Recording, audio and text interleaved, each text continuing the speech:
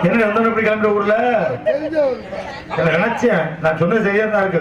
ஊரை கெடுத்த முண்டை அப்படின்றது என்ன ஒருத்தரே கெடுத்துட்டு இருக்கியா? போய் வாங்க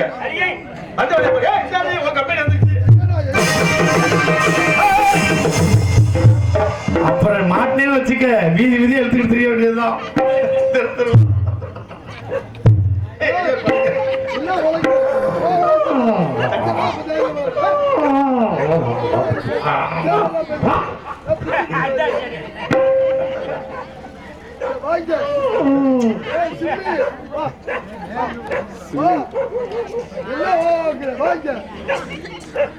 மரியாதை